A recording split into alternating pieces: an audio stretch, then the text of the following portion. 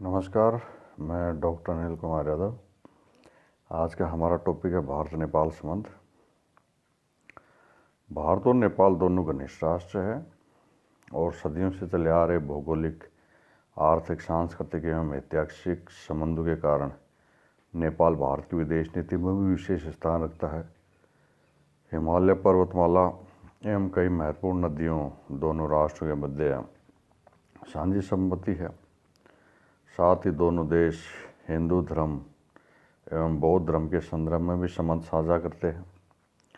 महात्मा बुद्ध की जन्मभूमि नेपाल है तो उनका निर्वाण स्थल कुशीनगर भारत है। इन पारंपरिक एवं सांस्कृतिक संबंधों को रक्त एवं वैवाहिक संबंध सदियों से पुष्ट करते रहे हैं। ब्रिटिश काल में जब लॉर्ड कर्जन ने दिल्ली दरबार का आयोजन किया था तब नेपाली लोगों ने भारतीय साम्राज्य का हिस्सा बनने की इच्छा जाहिर की थी। नेपाल अकेला ऐसा विदेशी राष्ट्र है जिसके नागरिक भारतीय सेना में शामिल किए जा सकते हैं, भर्ती किए जा सकते हैं। भारत में करीब 6 मिलियन से ज़्यादा नेपाली विभिन्न कार्यों में लगे हुए हैं। नेपाली है वो यहाँ अपना बैंक खाता खोल सकते हैं और अपनी संपत्ति रख सकते हैं। दोनों देशों के बीच मौजूद मुक्त सीमानी लोगों के निर्बाध आगमन को सुगम बनाया है। कहने का मतलब भारत एवं नेपाल के बीच बेटी रोटी के संबंध है। नेपाल की हजारों लड़कियां भारत में ब्याही गई है और वे भारत में अपना घर बसाकर रह रही है। नेपाल के हजारों जवान भारतीय सेना में है। भारत ने सदैव नेपाल की समस्याओं को अपनी समस्या समझते हुए उनके निराकरण हेतु सदैव हर संभव प्रयास किया है। हालांकि दोनों देशों के बीच रिश्तों में उतार चढ़ाव आता रहता है, बावजूद इसके परंपरा का सम्मान दोनों देशों के संबंधों में हमेशा मिठास घोलता आया है। भारत नेपाल संबंधों में जो मुख्य आधार है वो देखो 1950 की भारत नेपाल मैत्री संधि है। यह संधि दोनों देशों के बीच मौजूद विशेष संबंधों का आधार है। यह दोनों देशों के मध्य द्विपक्षीय संधि है जो दोनों देशों के बीच लोगों और वस्तुओं की मुक्त आवाजाही, रक्षा एवं विदेशी मामलों में घनिष्ठ संबंध और सहयोग की अनुमति प्रदान करती है। संधि में कहा गया है कि कोई भी सरकार किसी विदेशी आक्रमणकारी द्वारा एक दूसरे की प्रतिरक्षा को पैदा किए जाने वाला खतरा बर्दाश्त नहीं करेगी और दोनों ही देशों के बीच संबंधों में कटुता पैदा करने वाले कारणों के बारे में एक दूसरे को सूचित करेंगे। ये 1950 की भारत नेपाल शांति और मित्रता संधि में कहा गया है। अब देखिए आजकल भारत और नेपाल के बीच संबंध अच्छे नहीं है, जिसकी कई वजह है। तो अब मैं आपको बताता हूँ भारत नेपाल संबंधों में तनाव के मुख्य मुद्दे क्या है।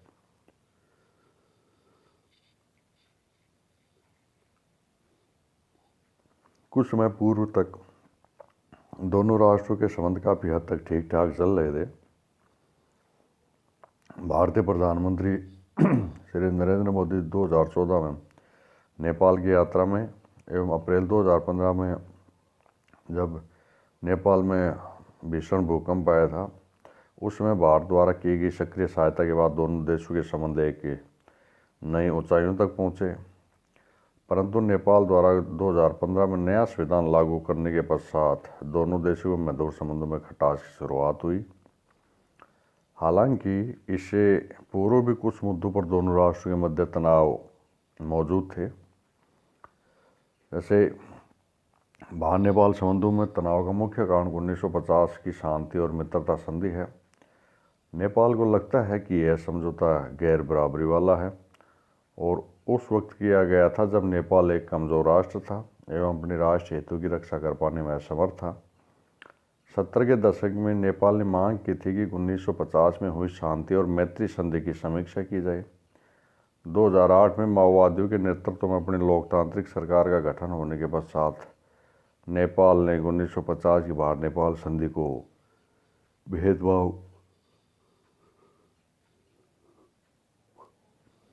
भेदभावपूर्ण बताते हुए इसे पूरी तरह खारिज करने की मांग की। इस संधि के नवीनीकरण के समय भी नेपाल ने कई आपत्तियां जताई और एक नई संधि पर हस्ताक्षर किए गए। इस नई संधि में नेपाल में निर्मित वस्तुओं को भारत भेजे जाने पर सीमा शुल्क नहीं देना होगा। संधि की इस व्यवस्था का नेपाल दुरुपयोग करता रहा है। इसी प्रकार 1988 में भारत की आपत्तियों को दरकिनार कर नेपाल ने चीन से भारी मात्रा में हथियार खरीदे। मार्च 1989 में व्यापार एवं पारगमन संधि की अवधि समाप्त होने पर भारत ने इसके नवीनीकरण से इनकार कर दिया। कुछ आर्थिक मसलों को लेकर भी भारत नेपाल संबंधों में कुछ तनाव पैदा हुए, जिसके बाद भारत ने सीमा जांच, शुल्क इत्यादि के बारे में सख्ती बरतना शुरू किया। इसका परिणाम यह हुआ कि नेपाल में भारत विरोधी तत्वों ने भारत के विरुद्ध दुष्प्रचार करना प्रारंभ कर दिया कि भारत नेपाल की आर्थिक नाकेबंदी कर उसकी स्वतंत्रता और अखंडता को सीमित करना चाहता है। साथ ही नेपाल ने जोर शोर से यह घोषणा की कि नेपाल संप्रभु राष्ट्र है और भारत को इस बात का कोई अधिकार नहीं है कि वह चीन के साथ नेपाल के संबंधों को लेकर अपना नाक बहुत सिकोड़े। नेपाल ने यह घोषणा करने में देर नहीं लगाई कि उसे भारत के साथ विशेष संबंधों की कोई आवश्यकता नहीं है। इसी प्रकार दोनों राष्ट्रों के मध्य कुछ तनाव के बिंदु, नदियों का जल विवाद भी है, पानी का नदी जल का विवाद भी है। भारत ने जब कोसी नदी पर बांध बनाया तो भारत के खिलाफ नेपाल में काफ़ी असंतोष हुआ। नेपाली सरकार ने अपनी जनता को यह स्पष्ट करने का कोई प्रयास नहीं किया कि उसने स्वेच्छा से बांध की भूमि भारत सरकार को बेची और बांध से उत्पन्न होने वाली बिजली का लाभ भी संधि की शर्तों के अनुसार नेपाल को मिलेगा। अभी हाल ही में 22 जून 2020 को बिहार के जल संसाधन मंत्री संजय कुमार झा ने अपने ट्विटर हैंडल पर यह जानकारी दी कि नेपाल गंडक, ललबेकिया एवं कमला नदी के तटबंधों पर मरम्मत का काम नहीं करने दे रहा है, तो इसे नेपाल और भारत के रिश्तों में तनातनी के साथ बिहार में बाढ़ का खतरा बढ़ जाने के संदर्भ में देखा गया। इसी प्रकार वर्तमान समय में दोनों राष्ट्रों के संबंध में एक बड़ी चुनौती नेपाली माओवादियों का भारतीय नक्सलवादियों के साथ संबंध है। नेपाली माओवादी संगठन का भारत के माओवादी कम्युनिस्ट सेंटर और पीपल्स वार ग्रुप के साथ निकट संबंध है। इन नक्सलवादी संगठनों ने उड़ीसा, छत्तीसगढ़, बिहार, झारखंड एवं अन्य राज्यों में आतंक फैला रखा है। दोनों राष्ट्रों के बीच तनाव बढ़ाने के लिए नेपाल में इस्लामिक चरमपंथी और पाकिस्तानी खुफिया एजेंसी ISI की भारत विरोधी गतिविधियां भी जिम्मेदार हैं। कई दशकों से न केवल चीन बल्कि भारत भी नेपाल की भूमि का उपयोग भारत विरोधी षड्यंत्र के लिए करता आया है। जनवरी 2000 में काठमांडू से एक भारतीय यात्री विमान के अपहरण की साजिश की तार काठमांडू से कंधार और काबुल तक जुड़े हुए थे। पाकिस्तानी आतंकवादी भारत में हमलों को अंजाम देने के लिए अब नेपाल के रास्ते से भारत में प्रवेश करते हैं। आज नेपाल ISI का गढ़ बन चुका है और यह बात भी जग जाहिर है कि नेपाल भारत विरोधी षड्यंत्रकारी तत्वों को मदद भले ही ना करता हो, परंतु उनकी अनदेखी अवश्य ही करता है। नेपाल में माओवादी आंदोलन के कारण भी दोनों राष्ट्रों के संबंधों में तनाव उत्पन्न हुआ है। माओवादियों नेपाल में लोकतंत्र के समर्थकों को लगता है कि भारत सरकार राजशाही को समर्थन दे रही है, जबकि राजवंश को लगता है कि राजमहल के विरोधियों को भारत सरकार सहायता दे रही है। अभी हाल ही में उत्तर प्रदेश एवं बिहार राज्यों की सीमा पर जो पश्चिमी चंपारण जिले के पास अवस्थित सुस्ता क्षेत्र को नेपाल द्वारा जारी मानचित्र में नेपाल के हिस्से के रूप में दिखाए जाने पर दोनों राष्ट्रों के बीच तनाव उत्पन्न हुआ है।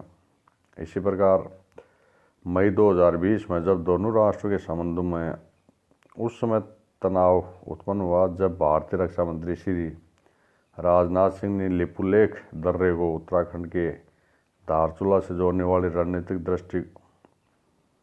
रणनीतिक दृष्टिकोण से महत्वपूर्ण 80 किलोमीटर लंबी सर्कुलर लिंक रोड का उद्घाटन किया। नेपाल ने इस पर अपनी आपत्ति दर्ज कराते हुए कहा कि यह एक तरफा कदम है। भारत ने नेपाल की आपत्ति को खारिज करते हुए कहा कि भारत ने जो सड़क बनाई वह पूरी तरीके से भारतीय क्षेत्र में है। भारत और नेपाल दोनों ही दावा करते हैं कि काला पानी उनके देश का अभिन्न हिस्सा है। भारत का कहना है कि यह क्षेत्र उत्तराखंड के पिथौरागढ़ जिले का हिस्सा है, जबकि नेपाल उसे धारचूला जिले का हिस्सा बताता है। इसी संदर्भ में दोनों राष्ट्रों के बीच विवाद मई 2020 में उस समय पुनः उठ खड़ा हुआ, जब नेपाल ने अपना नया राजनीतिक मानचित्र जारी किया, जिसमें तिब्बत, चीन एवं नेपाल की सीमा से सटे भारतीय क्षेत्रों कालापानी, लिपुलेख एवं लिपियां-ध्रुवा सहित 372 वर्ग किलोमीटर क्षेत्र को नेपाल का हिस्सा बताया। इसी संदर्भ में नेपाली संसद ने भी एक संविधान संशोधन विधेयक जून 2020 में पारित किया, जिसमें इन क्षेत्रों को नेपाल के एक हिस्से के रूप में दर्शाया गया।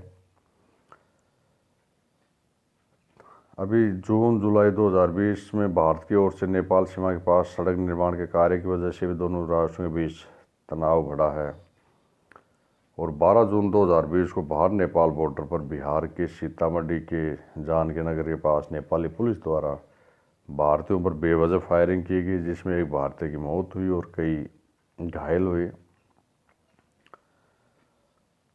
इसी प्रकार नेपाल का आग्रह है कि नेपाल को शांति क्षेत्र घोषित किया जाए, जबकि भारत सरकार का दृष्टिकोण है कि नेपाल ही नहीं बल्कि संपूर्ण उपमहाद्वीप को शांति का क्षेत्र घोषित किया जाए।